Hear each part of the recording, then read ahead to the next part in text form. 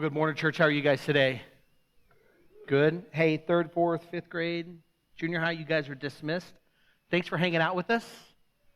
One of my favorite parts of the day is listening to the kids exit. They're like, freedom! You guys having a good week? Awesome. I'll tell you what, man. You guys, if that was a powerful moment of worship, and it is a moment that I needed just in my heart and spirit to know that the God that we serve already has the victory for us. Isn't that a beautiful thing? And listen, it's not just big things. While it's big things, it's also what may seem very small, mundane things, at least to the outside, but in the moment, it's really big. And I didn't have permission to share this story, but I think that it's innocent enough that I'm going to share it. But I have some friends who have been praying for God to move. Basically, it was where one of them was going to go to school. And so we've been praying with them, like where it's going to go to school. And it's a married couple. And it looked like that the wife was going to have to go to Utah to go to school. And she was going to be gone for like 18 months. And so there's a whole bunch of stuff that went into it. And they were getting ready on Friday to put their final deposit down. So she could be in school and she could be going there. And we've been praying intently as a family and as a group of friends and fellow believers that God would provide a way for her to be able to go to school here locally. And so there's a list that she was on, and slowly as they were telling people they were in school, she would see her name kind of go down the list, and you're watching it, and then eventually you run out of spots, right? And then if you fall below that threshold, then you don't get into school locally. And it was really fun because on Thursday afternoon, I think like mere hours before they're getting ready to put down their deposit for school in Utah, they got a call from the school in Idaho that she got in here locally. And so I know it's awesome. Like my phone's blowing up. Like I get a message from her, I get a message from dad, I get a message from husband, and it's just really cool. And I think sometimes we place God in this box of only being able to move in these huge things, and that's so not the case. God is able to move in the small, mundane things. So when my 11-year-old daughter prays for a good day or prays that heartbreaking prayer as a daddy that I have to hear when she goes, Dad, God, would you just help me find a friend at school today to play with? God hears the prayer of your 10, 11, 12-year-old daughter, son, just as much as he hears the prayer of a family's heart crying out, would you heal my dad, my grandfather, my husband from stomach cancer? That's why the Bible tells us to pray without ceasing. It says to take everything to the Lord. And so that's just kind of a side note, and I'm not sure how to end that and transition into the actual message today other than to say, man, I'm excited to be back in our Abraham series. How about you guys? Yeah? I've had people asking, like, when are we going to get back to Abraham? I said, listen, we'll get back to Abraham. I promise you, we're fixing to be in Abraham for a really long time. So we did 5 weeks in January. We took February off, and we kind of did a little love month, and we were looking at love and what it is and where it comes from. And we're back into Abraham. We're back into this Follow series, session 2. And if you're going to be following along either in a physical or digital Bible and you want to read along with us, we're going to be in Genesis chapter 13, and we're going to be looking just at a few verses 4 through 10. You'll remember when we ended in January, we finished in chapter 13 just briefly. We looked at a few of those verses, but now we're just going to pick it up. But before we start reading, I have just a question for you. Anybody here take long road trips ever with family? You want to know what'll start an argument on a long road trip faster than anything? After you've stopped at the gas station for that kind of final 3 or 4 hour push home and you're just ready to go, Dad, you know what I'm talking about? You're locked in. You've got like 4 hours of driving left, and then you're going to be home, and then you unload everything and you can finally relax from your vacation. You stop at the gas station, you fill up, everybody gets snacks, you take everybody to the restroom so everybody can use the bathroom, and you get in the car, and 30 minutes down the road you hear the voice from the back that says, I have to go potty. Will start an argument faster than anything. Husband looks at wife, did you not take her to the bathroom? Well, no, it was your job to take her to the bathroom. And the husband looks at wife and says, well, I was filling up the car with gas, and I was squeegeeing the windows, and I was getting snacks, and I was wrangling. You had one job. And if it sounds familiar, it is, because it happened to Becky and I. We were driving back from vacation in Montana. We were headed into Helena in the dead of winter. There's like 6 feet of snow on the ground. We stop at the gas station. We get everybody out. We've got a brand new, Harper is almost a newborn. And we take everybody to the bathroom. We get back in the car. We've got snacks. We've got fuel. And from where we were at, kind of up over the pass down into Helena, it's about a 2.5-hour shot, but there is nothing. And even if there is something, it's covered in like 17.5 feet of snow because it's Montana, and that's what Montana does, or at least the year that we lived there. Mikey's shaking her head. Yeah, she knows what I'm talking about. We're 30 minutes down the road, and my sweet, innocent little 3 or 4-year-old daughter, Savannah, from the back goes, "Daddy, I have to go to the bathroom." And Becky and I began to have that argument. And I mean, I was hot under the collar. I was like, what's going on? Like, are you kidding me? We're at the end of this road trip, and now I got to deal with this. And the problem is, Savannah and I are way too similar, and so I'm just like, all right, we'll just pull over inside the road, and you're going to use the bathroom here. There's no way that a 3-year-old girl is going to get on the side of the road with 6 feet of snow, and Becky's like, no, we're not going to do that, and so then the argument ensues. And we argue the rest of the way home. And thankfully, there was a road stop that had been cleared off, and we were able to pull over, and Savannah was able to run in and use the restroom, and we finished. But you're like, okay, so what's the point? So that's where we find ourselves today in the story of Abraham. We're at the end of a long, long, dusty road trip. You'll remember way back in January, 4 weeks ago, they're getting kicked out of Egypt because Abraham's lied about Sarah being his wife. He's lied to protect and cover himself so he doesn't get in trouble with the Pharaoh of Egypt. And they get kicked out, and so then they begin to head back to where they were. And so we're at the end of a long, dusty road trip when we pick up our reading here in chapter 13, we'll just start in verse 1. It says, so Abraham went up from Egypt, he and his wife and all that he had, and Lot with him to the Negeb. Verse 2, now Abraham was very rich in livestock, in silver and in gold, and he journeyed from the Negeb as far as Bethel to the place where his tent had been at the beginning. We've talked about that. Between Bethel and Ai, and again, we talked about that. That's going to come up next week. To the place where he had made an altar at the first, and there Abraham called upon the name of the Lord, and Lot went with Abraham, and Lot, who went with Abraham, also had flocks, herds, and tents. Now, I want you to leave that up there so everybody can see it. And I want you to see the disparity seemingly in what's going on here.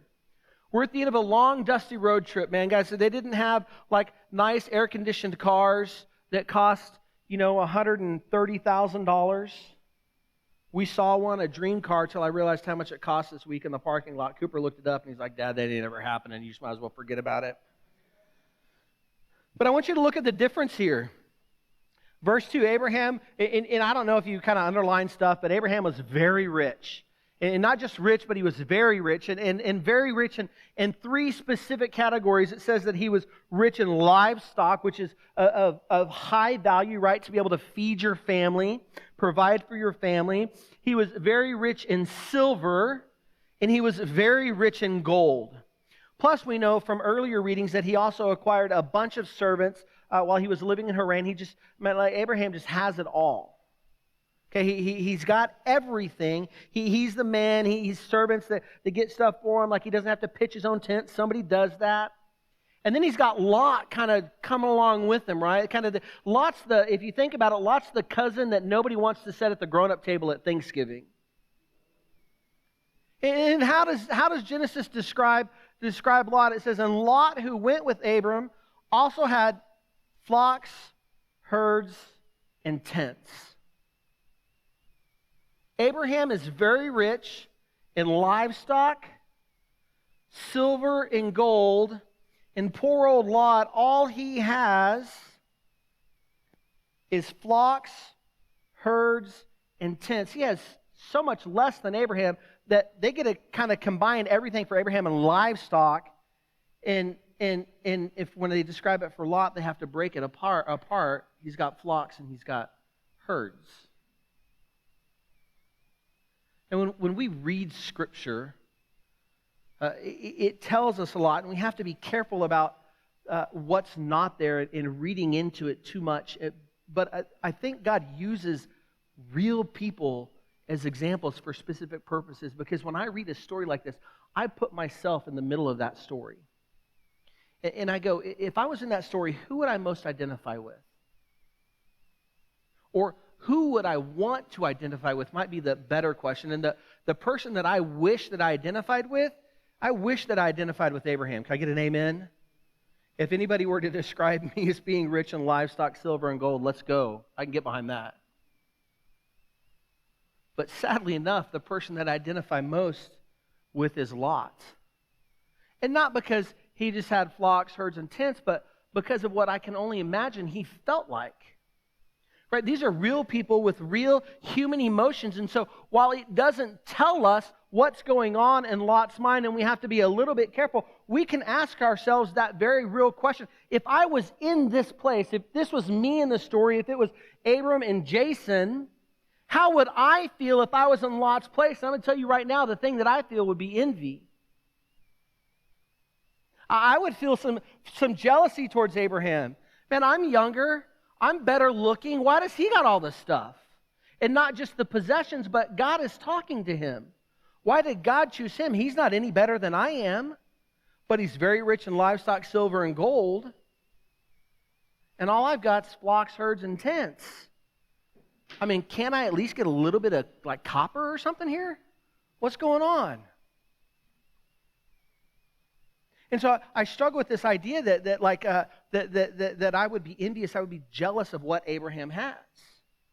And then I begin to think about what the Bible says about jealousy and envy and strife in places like in James chapter 3. It says this in James chapter 3, "But if you harbor bitter envy and selfish ambition in your hearts, do not boast about it or deny the truth. Such wisdom does not come down from heaven, but is earthly, unspiritual, and demonic. For where you have envy and selfish ambition, there you find disorder and every evil practice." And so when we read the story about Lot and Abraham at the beginning of Genesis chapter 13, in conjunction with what we learned from James chapter 3, we begin to understand that envy is the beginning of strife. Now, I know that it doesn't say that anywhere in the first 4 or 5 verses of Genesis chapter 13 that we read, but it's true. Envy is the beginning of strife. It can just be a lingering look that lasts a little bit longer than it should. It can manifest itself in the seemingly endless hours spent scrolling on social media, wishing that we had it together like everybody else, or that we wish that we could have this hairdo or that hairdo. It can show up on the 25th of the month when your credit card bill comes due after spending another month trying to portray a lifestyle that you could never hope to possibly afford. Envy leads to strife. And as we continue reading Genesis 13, we'll see that it's going to lead to actual strife. But it doesn't always have to lead to actual strife. It could lead into a number of things. It doesn't have to be like a fist fight or something like that, but that lingering look, that jealousy could end in divorce. The jealousy that we find from scrolling on social media could end in an addiction where all we do is chase that next dopamine hit.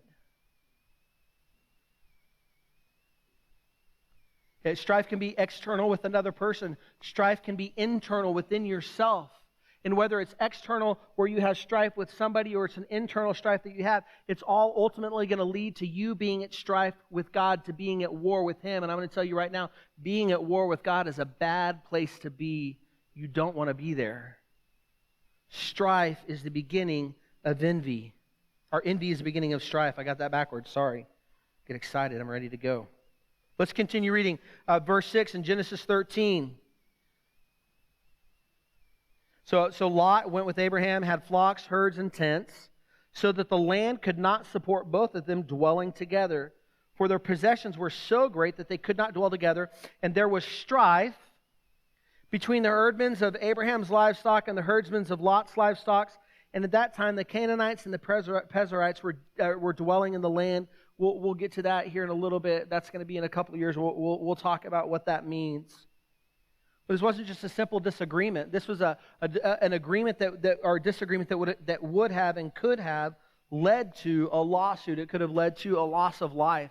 The argument, right? They're fighting over grass. They're fighting over water. They're fighting over these things, right? They're responsible. The herdmen are responsible for the livestock of their masters. And if you can't, if you bring back dead cows, Dale, if I was working for you and I was in charge of your herd of cattle, and you went on vacation and you came back 10 days later and 60% of your cattle was dead, would I have a job when you got back? I'd be fired.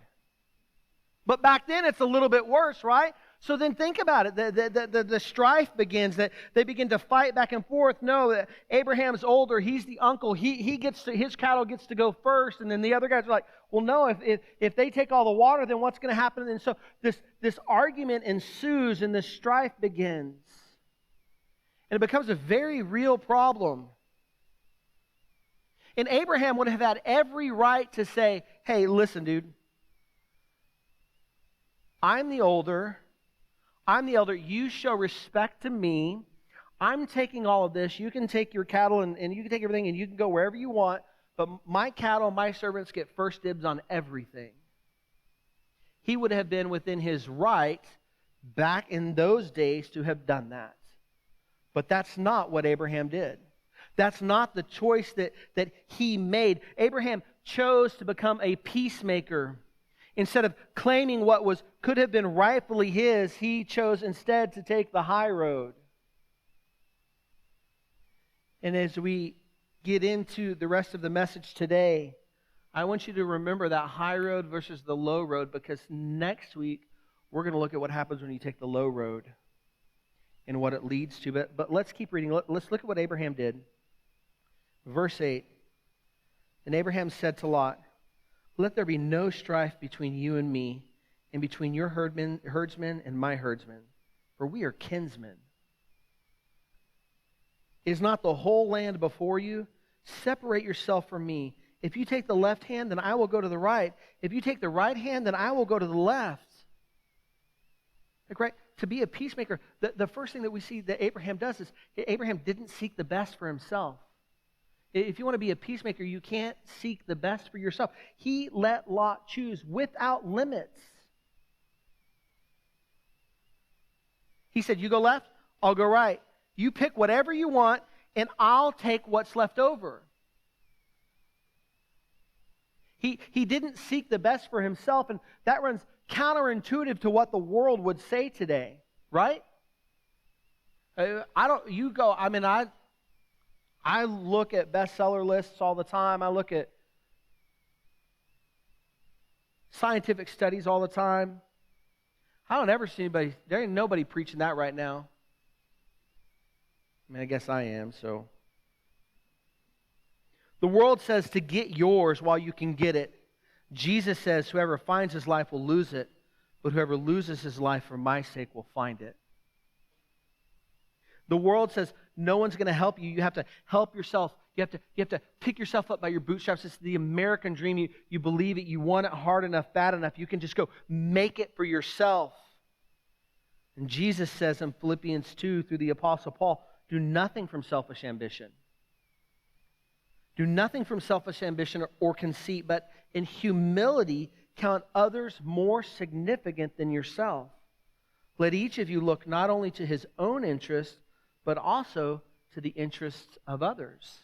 And so if you want to be a peacekeeper or a peacemaker, the first thing that you have to do is you can't seek the best for yourself. But it doesn't stop there. It goes on, and it probably gets even more difficult. Secondly, we have to find common ground with that person that we have strife with. That's the second step, that we find common ground. Look at what Abraham says in verse 8. He says, then Abraham said, let there be no strife between you and me and your herdsmen and my herdsmen, for we are kinsmen. There is always, always, always something that you can identify with. If nothing else, you could just look at the person that you're in that argument with or that you have that strife with and just go, you're made in the image of God. Whether they're a follower of Jesus or not, they are made in the image of God. We talked about that last week. We're called to love God, love others. And we have to understand whose image that we're made in. You know, we live in a world, especially in Western civilization, that is more divided than it's ever been. more divided than it's ever been. I believe, I think that it finds its beginnings in the 1700s, because in the 1700s, something happened that had never happened before in the history of mankind. Western scientists begin to classify people based on the color of their skin. You go back and you read scientific journals, you read research and all of that. It never before in the 1700s it started. People were identified as black or brown or yellow or red or white, and we begin to make those distinctions and classifications. Never before it did. Before, you were always classified, the distinction was made by where you were either Greek or you were Roman. You were Jewish, you were a Gentile. It could be based on where you lived or the people group that you were a part of, or it was a religious group. But what's significant about each and every one of those things, there was a pathway to join that group. It didn't matter what you looked like. You could become Jewish. You could be a part of that community. God made a way for that in the Old Testament. You could earn your way into having Roman citizenship. You could become a Greek. You could identify with those things. And I know what you're saying, but Pastor Jason, you don't know the person that I'm at war with. They're just unlovable. It's impossible to love them. No, it is possible to love them because God does. And I read a Bible that says that you can do all things through Christ who gives you strength, even loving what you think is the unlovable.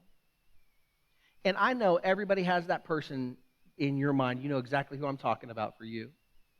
You can love that person. You can find common ground with them. But it's not just racial divide. Right? You talk about just even in a political discourse in America today, it's one side of the aisle or the other. To find common ground almost seems impossible. If we keep divided, the division, that's the problem, is when you divide something, right, you have to split it in half, right? And so you continue to separate, right? So you separate and you pull it apart. Well, if you continue on this path, the further you get down the path, the further apart you get. There's got to be a course correction at some point. It doesn't matter if the person votes Republican or Democrat or Independent or whatever. I can love them because they're made in the image of God, and God tells me that I need to love them. We find common ground. Quit letting society divide you from people. I've said it before, like we talk about, Becky and I will drive around and we see COVID fences. You guys know what I'm talking about when I say COVID fences?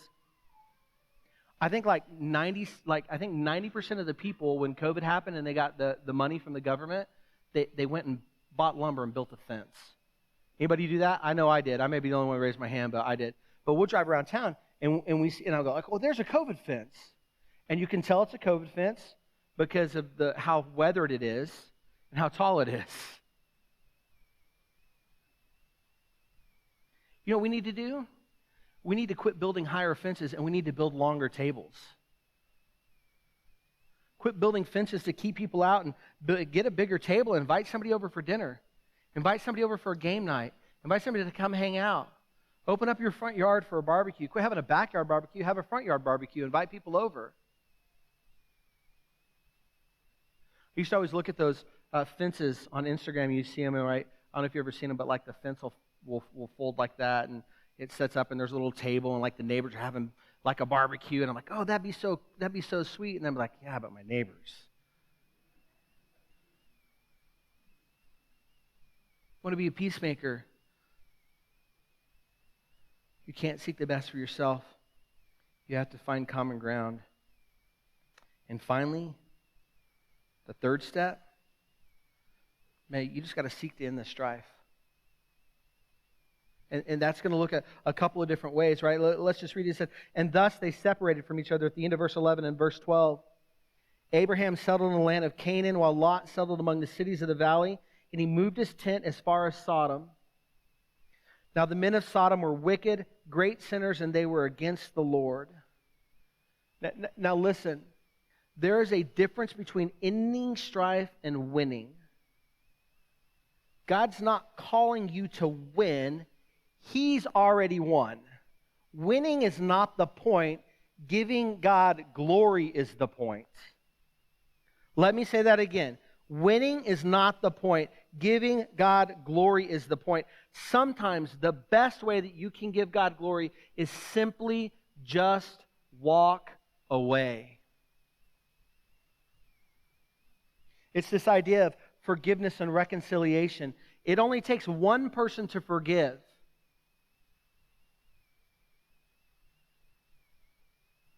Right? If Clint and I got into an argument, it was a knockdown, drag-out fight, and I just, dude, I forgive you. And the forgiving is done. Reconciliation takes two people. It takes me saying, I forgive you. It takes Clint saying back to me, I forgive you. And then we reconcile, and the friendship is healed and it goes on.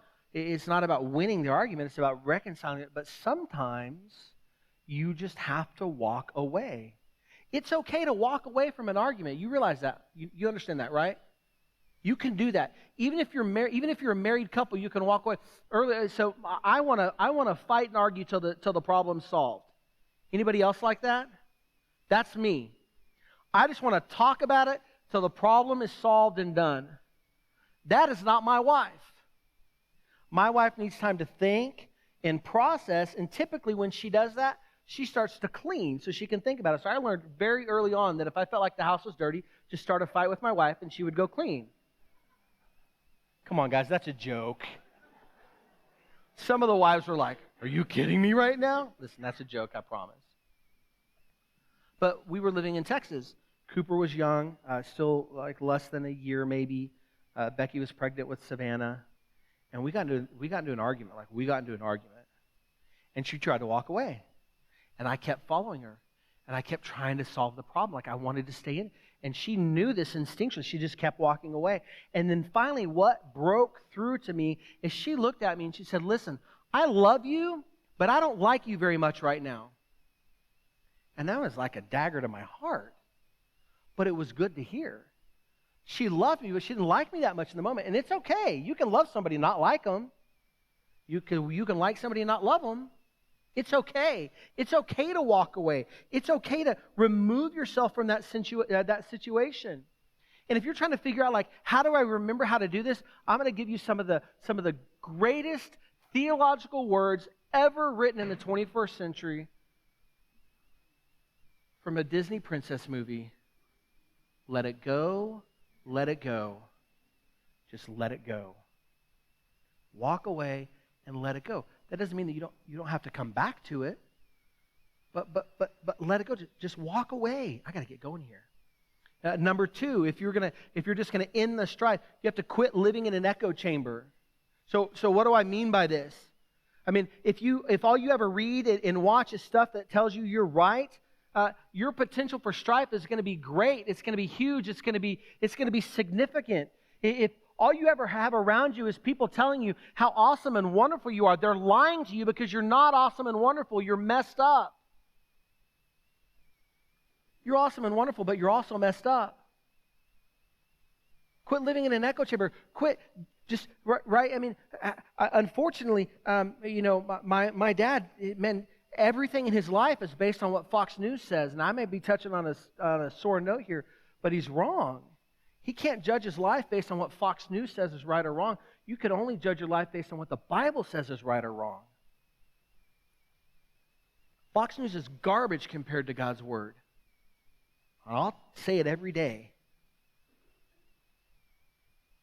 Quit living in an echo chamber. And finally, you simply have to forgive and let go. You may not be able to reconcile with that person. You may not be able to solve that situation or that problem, but you can forgive and you can let it go. You can give it over to God. You can signify, God, you're in control. I'm not in control. You have this. It's up to you. It's not up to me. I'm giving it over to you, God. God calls us to be peacemakers. And we're going to see that as we continue to look at the life of Abraham over the next, what do we got? 20 weeks left in this series. God calls you to be a peacemaker. He is a God of order, not a God of disorder, and His people should not sow disorder, not only in the church, but in the lives of the people that they interact with. I'm going to invite you to stand as the worship team leads us in one final song.